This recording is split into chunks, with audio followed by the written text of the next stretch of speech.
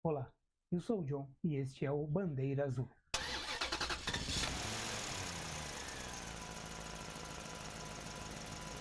Por muitas vezes a Fórmula 1 é cruel com equipes e pilotos. Na mesma proporção em que pode criar heróis, pode criar vilões ou até mesmo esquecer de quem brigou para alcançar esse sonho.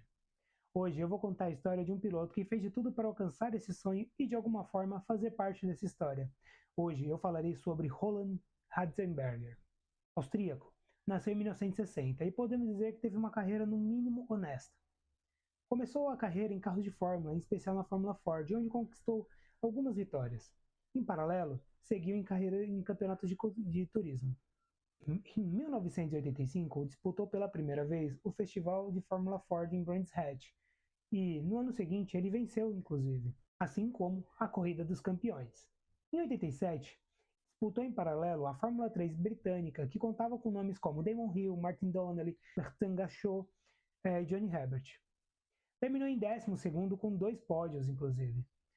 No mesmo ano, ainda disputou 2 corridas da Fórmula 3 Euro Series, onde conseguiu uma vitória e ficou, no geral, no 5º lugar. No ano seguinte, dividiu a temporada entre a Fórmula 3 britânica, repetindo o 12º lugar, e no britânico de turismo, onde conseguiu terminar em 11º no geral e em 4º na classe em que disputava. Em 1989, ele disputa o campeonato da Fórmula 3000 britânica e ele termina em 3º lugar no geral, com 6 pódios, sendo que desses 6 pódios, uma delas foi uma vitória. Ele correu 9 corridas no campeonato, sendo que ele não chegou a correr a última corrida da temporada, em Brands Hatch. Em paralelo, ele disputou a temporada do campeonato japonês de protótipo, conquistando 1 ponto em 5 etapas. Também durante a temporada, disputou 2 etapas da DTM, na Alemanha, conquistando 1 ponto. Além disso, disputou 3 etapas do World Sports Car Championship, o equivalente hoje ao que é o WEC, pela classe C1, sendo que ele terminou uma corrida conquistando 10 pontos, com o 4º lugar em Spa-Francorchamps. Se não bastasse andar pouco em um ano, Roland ainda participa da tradicional 24 horas de Le Mans, guiando o Porsche 962C, de número 6, pelo grupo C1. No entanto, teve que abandonar por problemas de suspensão. Para 1990, Roland faz uma temporada mais centrada no Japão, onde corre no campeonato de turismo japonês, terminando em 7º lugar. No campeonato local de protótipos, o austríaco faz 38 pontos e 5 corridas, conquistando uma vitória e um 9º lugar no geral. Pelo campeonato local de Fórmula 3000, não empolgou ou pontuou em 4 corridas. Fez a primeira etapa do World Sport Car Championship em Suzuka, mas não concluiu a corrida.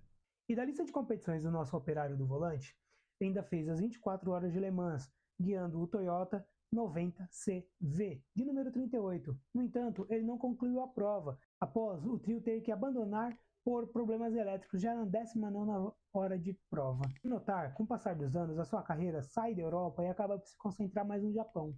No entanto, ele chegou a testar nos Estados Unidos um carro da Lola na kart, na pista de Willow Springs, na Califórnia, em 1991. Focado em atingir a Fórmula 1 em algum momento, economizou o quanto dava com o que arrecadava com patrocínios e premiações. Vivia na pobreza, mas evitava gastos que considerasse necessários. Tudo isso para financiar uma possível ida à categoria máxima em algum momento na carreira. Até por isso resolveu focar a carreira no Japão, já que seria mais barato para correr lá em comparação à Europa e, aos poucos, se mostrou a escolha mais correta tanto do lado esportivo quanto do lado financeiro. Ainda mais que nesse período, além de patrocínios, conseguiu virar o piloto de fábrica da Toyota, o que lhe garantiu, além de suporte para a carreira, uma segurança financeira. Em 91, ele disputou o campeonato de protótipo japonês, onde, em 7 corridas, conquistou uma vitória, ficando em 15º lugar no geral. No campeonato de turismo, foi o melhor, com 5 pódios, sendo 3 vitórias em 6 corridas, terminando em 7º lugar. Ainda disputou uma etapa do WSCC, pelo grupo C2 em Autópolis, com o seu Porsche 962C. No entanto, ele sofreu uma quebra e não concluiu a corrida. Esse azar ainda viria nas 24 horas de Le Mans do mesmo ano, onde o trio que fazia parte teve que abandonar na 19ª hora por problemas no motor. Para 1992, ele começa o ano disputando as 24 horas de Daytona pela IMSA. Correndo em um Porsche 962, ele completa a corrida em 3º lugar. No decorrer da temporada, ele disputa 2 corridas de Fórmula 3000 japonesa, o que a gente pode também chamar de, atualmente, a Super Fórmula, o equivalente. Em 4 corridas, Holland consegue 2 pódios, sendo uma vitória. Como curiosidade, nesse mesmo ano, ele chegou a correr contra Ed Irvine e o Frentzen. No campeonato, mesmo que disputado parcialmente, ele terminou em sétimo, inclusive na frente dos 2 pilotos citados. Disputando 2 campeonatos de endurance de forma simultânea, ele termina o principal com um pódio em 6 corridas, terminando em sétimo no geral. Enquanto isso, na chamada Classe 2, ele termina em quinto lugar com 6 pódios, sendo 2 vitórias em 8 corridas. Para 1993, Ratzenberger faz uma temporada da Fórmula 3000 novamente, conquistando um pódio com um terceiro lugar na temporada e 6 pontos no geral, fechando na 10ª colocação. No entanto, em Le Mans, a sua sorte mudou, já que venceu a corrida na sua classe C2, com o Toyota 93CV, e ficou em quinto lugar no geral. A primeira vez que completa a corrida foi da melhor forma possível. Com esses resultados e com a experiência adquirida, viria a necessidade de subir de nível e tentar realizar o seu sonho, que é chegar até a Fórmula 1. Ao término de 1993, Holland resolve realizar o seu sonho, que é migrar para a Fórmula 1. Já tinha 34 anos e a Syntec seria a chance que ele estaria esperando para correr na categoria. No entanto, seu ex-chefe de equipe, a SARD no Endurance, que corria no Endurance local, o japonês chamado Shin Kato, ou apenas Sr. Kato, teria dito para não ir à Syntec, já que seria uma equipe pequena e desorganizada e poderia ser um risco grande não só para a sua carreira, já bem realizada e estabilizada, mas para a própria vida. No entanto, ele resolveu seguir mesmo assim. Nessa virada de carreira, vale chamar a atenção para quem ajudou Ratzenberger a chegar até a Syntec, Barbara Bilal. Assim como Holland, era austríaca, trabalhava como empresária no ramo esportivo e era residente em Mônaco, onde ele também tinha um apartamento, e além de ser amiga dele. Ela resolveu investir nele com $500 mil pelo assento da equipe por 5 corridas, tempo para ele mostrar o seu valor na pista. Com isso, Roland Ratzenberger é apresentado como piloto da MTV Syntec Ford, ao lado de David Brabham, sim, filho do Sir Jack Brabham, e apresentados juntos o que seria o S941. Antes de falar sobre os resultados em pistas, eu devo falar também sobre o chassi citado. O S941 não passa de um chassi de 1990 para uma das tentativas de retorno da BMW à Fórmula 1. Já para 1992, o mesmo carro, o mesmo chassi no caso, é apresentado para a famosa equipe Andrea Moda, que comprou o projeto e usou ele como um motor Hart, e se classificou apenas para o GP de Mônaco desse ano, com o brasileiro Roberto Pupo Moreno. Ele não terminou a corrida por problemas mecânicos. Em 91, esse mesmo chassi foi apresentado para o que seria a equipe chamada Bravo, que seria a primeira equipe espanhola na categoria. No entanto, também não deu certo. Até que passou por uma leve remodelação para se adequar ao regulamento de 94 e voltar à categoria, com um motor Ford HBD6 V8 com a gestão da própria equipe. Vale lembrar que a Syntec era uma equipe que tinha a gestão por Max Mosley e Nick Wirth. Agora sim, com a história do chassi contada, vamos ao contexto do carro na pista. No primeiro GP no Brasil, Brabham consegue se classificar para a corrida, mas Holland não. Ele ficou pouco mais de 1,5 segundos do 26º colocado, e o último a se classificar, que seria justamente o Brabham.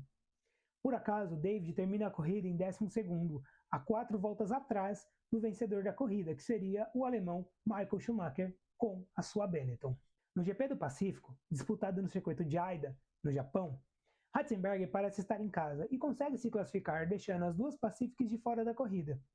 Mesmo que fazendo tempo quase 7 segundos mais lento que o pole position Ayrton Senna com a Williams, na corrida ele termina em 11º e último, a 5 voltas atrás do vencedor da corrida, outra vez Michael Schumacher de Benetton.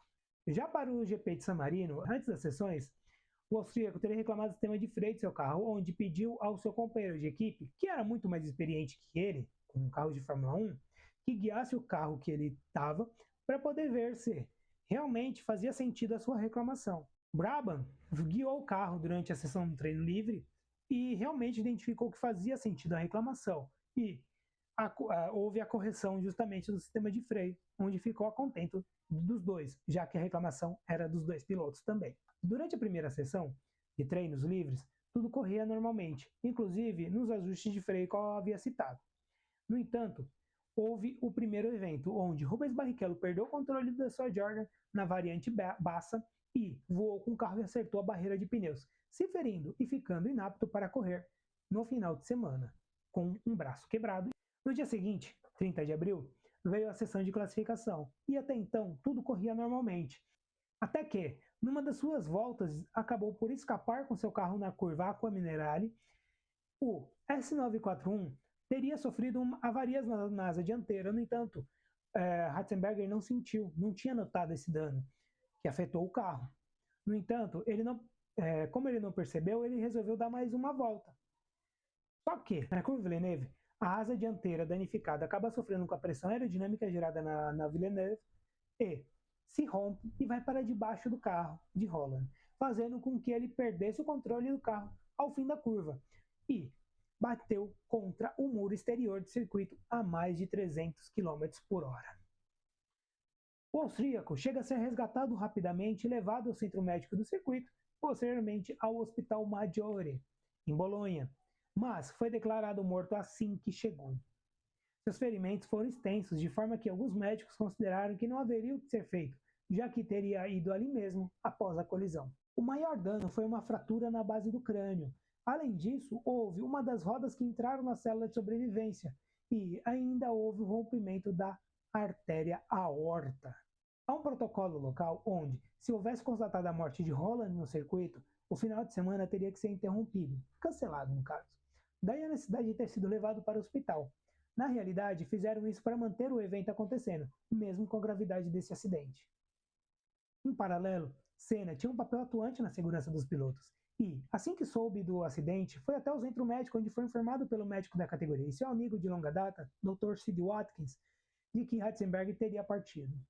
O doutor ainda perguntou se o brasileiro realmente teria que correr essa corrida nesse final de semana, ou se não preferia descansar e esfriar a cabeça, já que teria realmente ficado abalado. Senna resolveu correr nesse que também seria o seu último GP. Oficialmente, quem comunicou a partida do austríaco à Syntec foi o chefe da categoria, Bernie Eccleston, pessoalmente. Para domingo, o tempo de Holland seria suficiente para se classificar para a corrida em 26º e último lugar.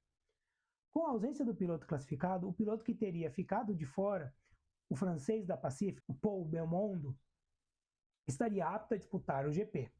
No entanto, ele teria se negado a participar, já que quem realmente merecia correr não estaria mais lá, e deixou o lugar que seria do austríaco vago para a largada, largando assim 25 carros, em vez dos 26 classificados.